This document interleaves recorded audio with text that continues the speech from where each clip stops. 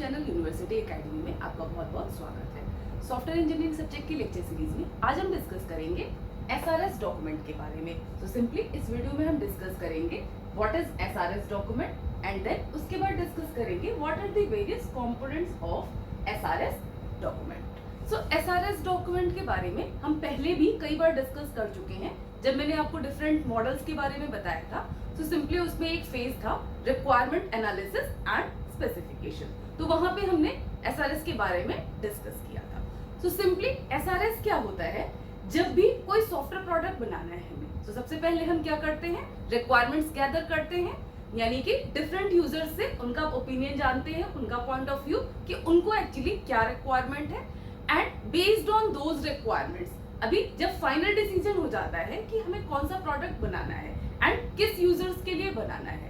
सो उन सारे रिक्वायरमेंट्स को अब हम क्या करते हैं, एक डॉक्यूमेंट के फॉर्म में यहाँ पे लिख लेते हैं। तो simply this is known as the SRS document. So अगर टेक्निकली इसको हम देखें कि टेक्निकल टर्म्स में हम एसआरएस को किस तरीके से डिफाइन कर सकते हैं, so we can define it like it is a requirement specification document which contains the requirement, expectation and standards for software products.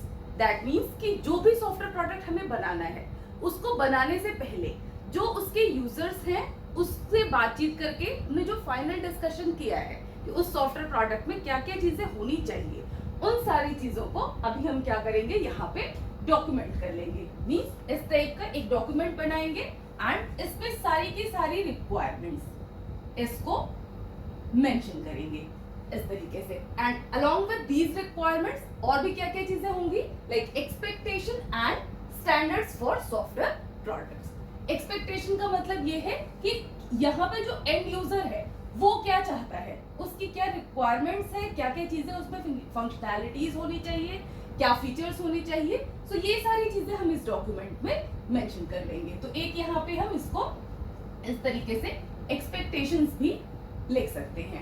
And इसके अलावा एक और चीज है यहाँ पे स्टैंडर्ड्स। सो सिंपली जब भी हम कोई चीज बनाते हैं तो एक तो तरीका ये है कि अपनी मर्जी से हमने उसको कैसे भी बना दिया, बट सही तरीका क्या है कि if we follow some standard, जैसे सॉफ्टवेयर डेवलपमेंट के टाइम हमने सॉफ्टवेयर डेवलपमेंट मॉडल्स फॉलो किए थे, उसी तरीके से जब हम एसआरएस बनाते हैं तो एसआरएस को बनाने के लिए भी IEEE ने कुछ स्टैंडर्ड्स प्रोवाइड किए हैं एंड उस स्टैंडर्ड्स को फॉलो करते हुए ही हमें यहाँ पे ये एसआरएस डॉक्यूमेंट बनाना चाहिए। सो इसी तरीके से स्टैंडर्ड्स के बारे में हम अभी अगले वीडियो में डिस्कस करेंगे कि वो कौन कौन से स्टैंडर्ड्स हैं जिसको हम यहाँ पे एसआरएस डॉक्यूमेंट बनाते समय फॉलो कर सकते हैं।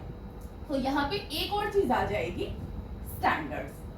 तो ये सारी चीजें हम एसआरएस में मेंशन करते हैं। क्या क्या चीजें हो गई, आपकी रिक्वायरमेंट्स है और सॉफ्टवेयर की, देन इसके अलावा यूजर के एक्सपेक्टेशंस क्या क्या है, एंड उसके अलावा क्या स्टैंडर्ड्स हैं। ये स्टैंडर्ड्स आपके डिफरेंट IEEE स्टैंडर्ड्स हो सकते हैं। इसके अलावा आपके और भी कई तरह के स्टैंडर्ड्स हैं या कई तरह के मॉडल्स आते हैं, लाइक एक आपका CMM आता है, कैपेबिलिटी मैच्योरिटी मॉडल। सो इसको भी हम बाद में डिस्कस करेंगे। सो इस तरह के कई सारी चीजें हम इसमें फॉलो करते हुए इस डॉक्यूमेंट को लिख सकते हैं। And after writing this document, यहाँ पे एक पॉइंट और लिखा हुआ है, it serves as the basis of agreement between developer and the user. यानी कि जब हमने ये डॉक्यूमेंट बना लिया, अब क्या होगा, अब इस डॉक्यूमेंट को जब भी डेवलपर यहाँ पे सॉफ्टवेयर प्रोडक्ट्स को बनाएगा तो टाइम टू टाइम इस डॉक्यूमेंट को रेफर करेगा कि इसमें क्या क्या चीजें लिखी हुई हैं, and at the time of delivery of that product यहाँ पे डेवलपर क्या करेगा, इसको क्रॉस चेक करेगा कि जो भी सॉफ्टवेयर उसने बनाया है उसमें वो सारी रिक्वायरमेंट्स फुलफिल हो रही है या नहीं। एंड यूजर जब भी उसकी डिलीवरी एक्सेप्ट करेगा उस प्रोडक्ट की, तो यूजर भी यहाँ पे चेक करेगा कि जो जो रिक्वायरमेंट्स इस डॉक्यूमेंट में उसने मेंशन करवाई थी वो सारी रिक्वायरमेंट्स उस प्रोडक्ट में अवेलेबल है या नहीं है अवेलेबल। इस तरीके से ये है आपका एसआरएस डॉक्यूमेंट। एंड इस तरीके की चीजों के लिए, मींस रिक्वायरमेंट्स के लिए लिखने के लिए एंड यूजर की एक्सपेक्टेशंस को लिखने के लिए इसको हम यूज करते हैं।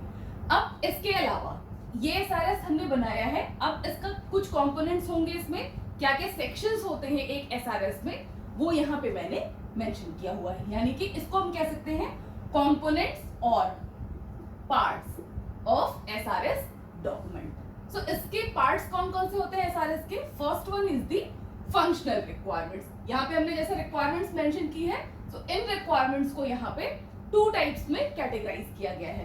First is functional requirement and इसके बाद जो सेकंड है that is non functional requirement and इसके बाद थर्ड इसका पार्ट है आपका गोल्स ऑफ इम्प्लीमेंटेशन। तो फंक्शनल रिक्वायरमेंट क्या है? फंक्शनल का मतलब क्या है कि अगर किसी चीज को हम फंक्शंस के फॉर्म में रिप्रेजेंट कर सके, so this is known as the functional. So यहाँ पे अभी हम क्या करेंगे, इन रिक्वायरमेंट्स को एनालाइज करेंगे, चेक करेंगे कि उसमें से कौन कौन सी ऐसी रिक्वायरमेंट है जिसको कि हम कुछ फंक्शंस के फॉर्म में रिप्रेजेंट कर सकते हैं। सो उसको हम यहाँ से अलग कर लेंगे in form of functional requirement. So simply यहाँ पे क्या होगा, सिस्टम, यहाँ पे मैंने मेंशन किया हुआ है view of a system performing set of functions, यानी कि वो सारे रिक्वायरमेंट जिसको किसी फंक्शंस के फॉर्म में यहाँ पे हम बना सकते हैं, लिख सकते हैं। तो क्या करेंगे अभी यहाँ पे डिफरेंट रिक्वायरमेंट को, अलग अलग रिक्वायरमेंट को यहाँ पे इनपुट सेट्स के फॉर्म में डिवाइड कर देंगे, like I1 I2 up to IN।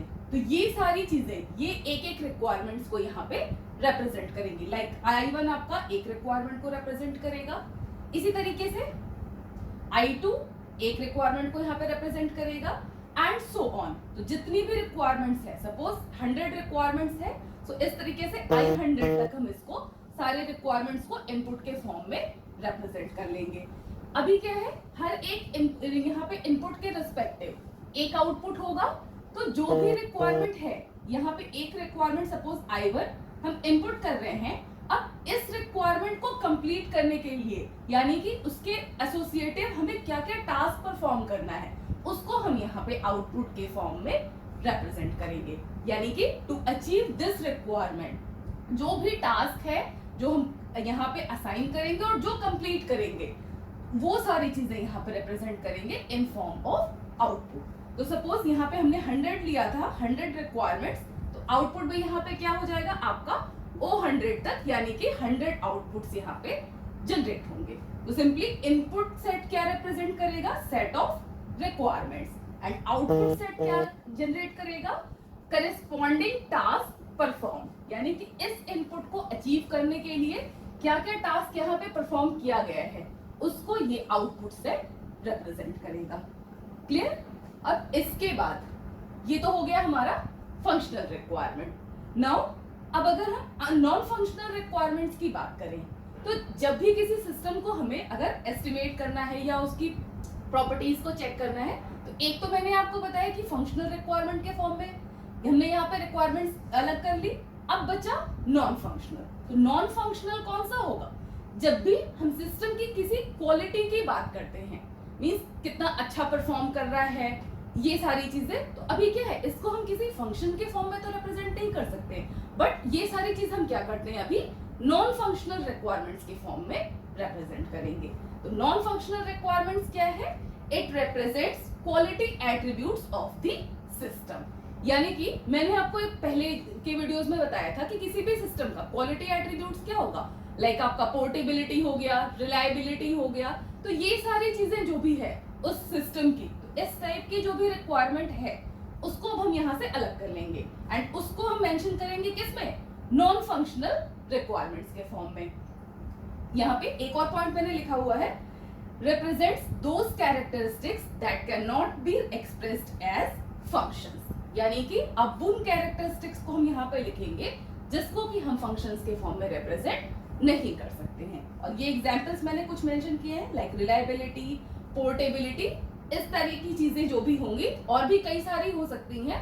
तो उन सबको हम यहाँ पे नॉन फंक्शनल रिक्वायरमेंट्स के फॉर्म में लिखते जाएंगे। तो जब भी हम एसआरएस लिखेंगे, यहाँ पे इस तरह से रिक्वायरमेंट्स हेडिंग मार्क करके उसमें फंक्शनल रिक्वायरमेंट्स को अलग लिखेंगे एंड उसके बाद जैसे ये है आपका, ये यहाँ पे हो गया आपका फंक्शनल रिक्वायरमेंट एंड इसके बाद हम यहाँ पे लिखेंगे नॉन फंक्शनल रिक्वायरमेंट्स। ओके, तो इस तरीके से इन चीजों को हम एसआरएस में लिखते जाएंगे। तो ये तो दोनों हो गया। अब इसके बाद नेक्स्ट जो आपका बचता है goals of implementation. So goals of implementation क्या आपको बताता है कि देखो, जब भी कोई चीज हम बनाते हैं तो ऐसा तो नहीं है कि एक बार बना दिया तो वो हमेशा के लिए सही हो गया, नहीं ऐसा तो नहीं है। जब भी सॉफ्टवेयर प्रोडक्ट्स बनाए जाते हैं तो टाइम टू टाइम उसमें रिवीजन का रिक्वायरमेंट होता है या कुछ अपडेशन का रिक्वायरमेंट होता है। तो वो सारी चीजें उसमें उस प्रोडक्ट में जो भी रिवीजन्स रिक्वायर्ड है, जो भी इम्प्रूवमेंट्स रिक्वायर्ड है, वो सारी चीजें हम इसमें लिखेंगे गोल्स ऑफ इम्प्लीमेंटेशन में। तो इसमें इसका टेक्निकली इसको कैसे डिफाइन किया गया है, it includes following like general suggestions regarding development, यानी कि जो भी चीज हम बना रहे हैं अब उसमें और भी टीम मेंबर से या एक्सपर्ट से हम एडवाइस ले सकते हैं कि उसमें और क्या क्या चीजें इंप्रूव की जा सकती है। तो एक तो ये चीज हो गई गोल्स ऑफ इम्प्लीमेंटेशन में। दूसरा है it contains issues such as revision to the system functionalities, reusability issues and new devices support in future.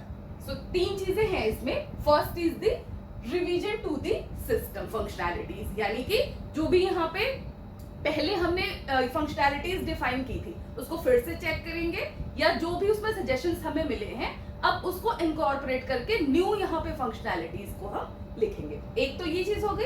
And दूसरी क्या थी, रीयूजेबिलिटी इश्यूज, यानी कोई चीज जो पहले बनाई गई है, पहले चीजें लिखी गई है, उसको अगेन एंड अगेन किस तरीके से हम यूज कर सकते हैं, तो ये डिफाइन करेगा रीयूजेबिलिटी। एंड ऐसा हो सकता है कि मान लीजिए कोई भी एक सॉफ्टवेयर बनाया गया है, किसी पर्टिकुलर टाइप के प्लेटफॉर्म के लिए बनाया गया है या किसी पर्टिकुलर डिवाइस को टारगेट करके बनाया गया है। अब क्या है, मार्केट पे टाइम टू टाइम नई डिवाइसेस तो आती ही रहती हैं, तो अब हम यहाँ पे क्या करेंगे कि उन न्यू डिवाइसेस क्या क्या आ रही हैं, तो उसको सपोर्ट करने के लिए अब उस सॉफ्टवेयर में क्या क्या इंप्रूवमेंट्स रिक्वायर्ड होगा, क्या क्या अपडेशन रिक्वायर्ड होगा, ये सारी चीजें भी हम इसी में गोल्स ऑफ इम्प्लीमेंटेशन में ही मेंशन कर देंगे। सो इस तरीके से ये जो अपडेशन वाला फीचर है या इंप्रूवमेंट वाली चीजें हैं, इसको हम अलग से गोल्स ऑफ इम्प्लीमेंटेशन में मेंशन कर सकते हैं। तो ये था आपका एसआरएस डॉक्यूमेंट एंड उसके डिफरेंट कंपोनेंट्स या उसके पार्ट्स। तो जो एग्जाम में आपसे क्वेश्चन पूछा जाता है इससे रिलेटेड, वो आपसे पूछेगा what is SRS document and what are the parts of SRS document. तो उसमें ये सारी चीजें आप लिख सकते हो एंड इतना सफिशिएंट होगा आपको आंसर लिखने के लिए। तो आज के लिए बस इतना ही, बाकी की चीजें हम अपने नेक्स्ट वीडियो में लेके आएंगे। अगर आपको ये वीडियो अच्छा लगा हो तो आप इसको लाइक कर सकते हो और ज्यादा से ज्यादा अपने फ्रेंड्स के साथ शेयर भी कर सकते हो। और अगर अभी तक आपने हमारा चैनल सब्सक्राइब नहीं किया है तो आप इसको सब्सक्राइब भी कर सकते हो। Thank you.